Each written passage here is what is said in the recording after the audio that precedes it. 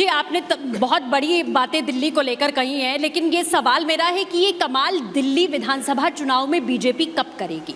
क्योंकि हमने देखा कि 2 बार हैट्रिक लगाने से आम आदमी पार्टी को बीजेपी रोकेगी कैसे? आज मुख्यमंत्री आई थी, आतिशी जी यहाँ थी और उन्होंने कहा 400 पार का नारा बीजेपी ने इसलिए दिया क्योंकि ये संविधान बदलना चाहते थे। तो किस बात की ईमानदार पार्टी है? आम आदमी पार्टी के हाथों की रेखा में हैट्रिक है ही नहीं। आम आदमी पार्टी के हाथों की रेखा में अब परमानेंटली विदाई है। हाथ देखना भी शुरू कर दिया आपने? हाँ, मैं पहले से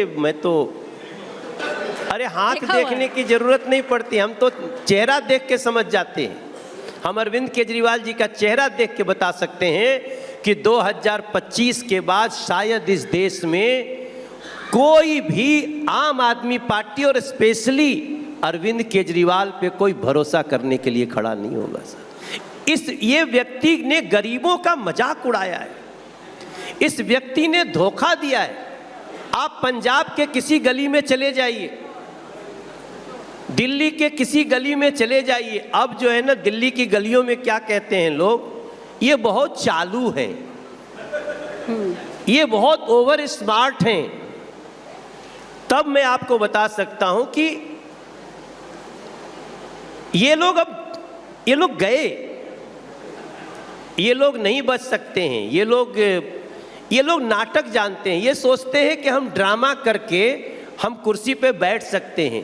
वो 10 साल लगा दिल्ली को समझने में, लेकिन दिल्ली अब इनका नस नस सूता सूता समझ चुकी है। सूता सूता भोजपुरी में कहते हैं। तो ये इंच इंच समझ लीजिए, दिल्ली की जनता जान गई है। और आज देखो, आज दिल्ली के पूरी स्थिति को, आज आप जमुना जी की स्थिति देखो, आप सबके मोबाइल पे आता है वो।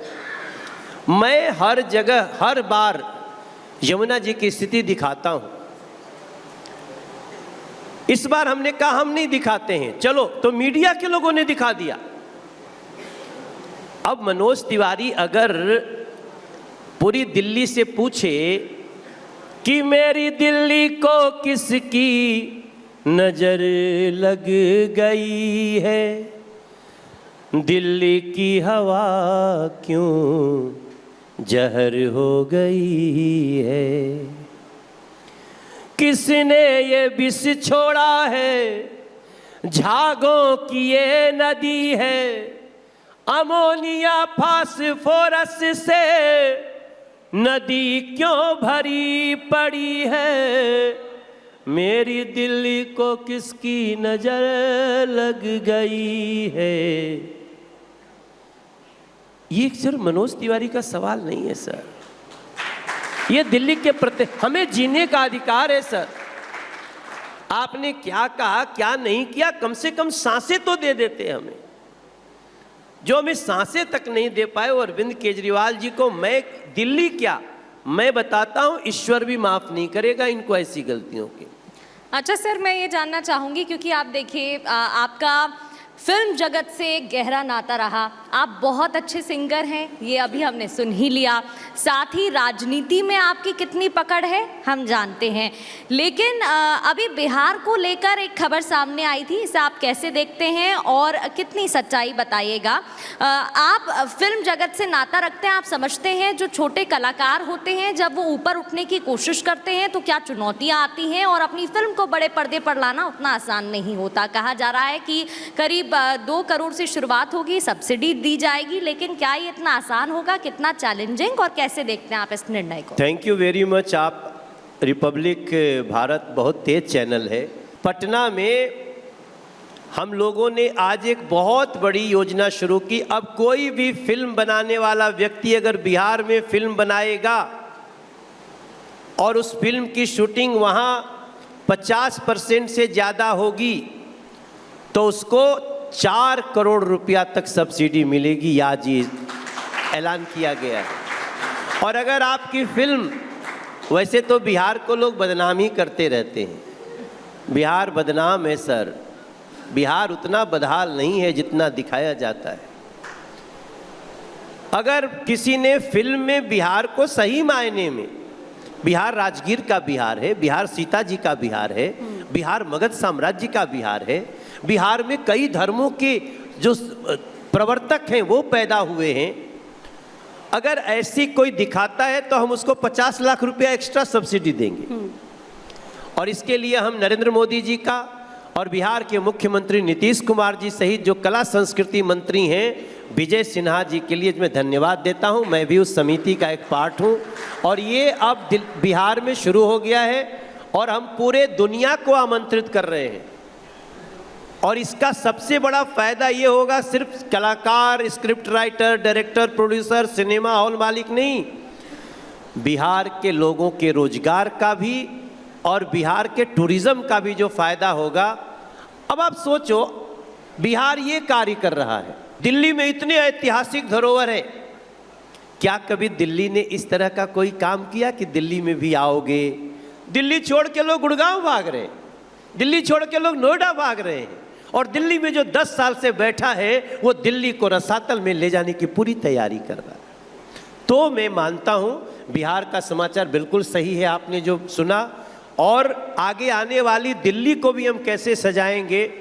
देखो सृष्टि प्रगति, अगर 5 साल के लिए जब मोदी जी के प्रधानमंत्री रहते दिल्ली में बीजेपी की सरकार होगी जी।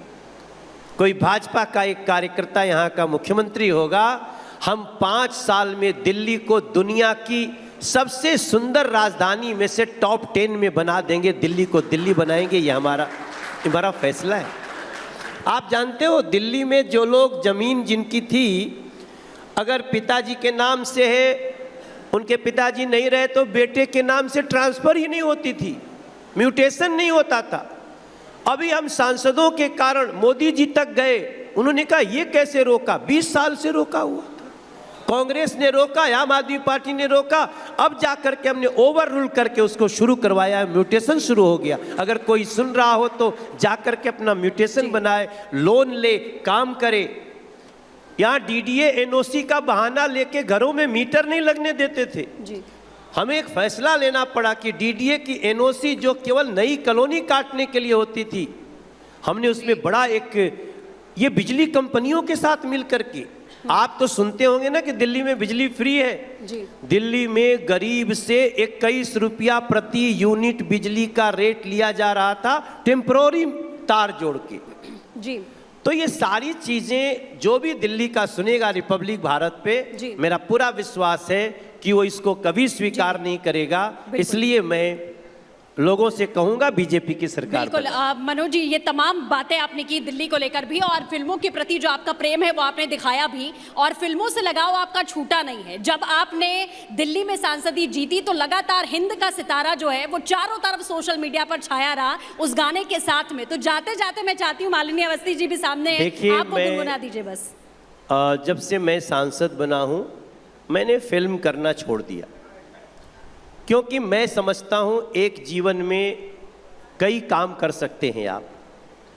गाना गाते रहता हूं, ये जो सभी सुनना चाहते हैं। हमारा एक नया गाना आजकल चल रहा है जी, कि कितनी सुहावन सुंदर सूरत मनोहर मंगल मूरत हो, ए राजा जी, ए राजा जी, ए राजा जी, ए करे तरहल हाजरूरत मुहूरत खूबसूरत हो, हे राजा जी, ए करे तरह। It is beautiful start. ये बहुत सुंदर मुहूर्त है और इस मुहूर्त में दिल्ली को भी बचाना शामिल है।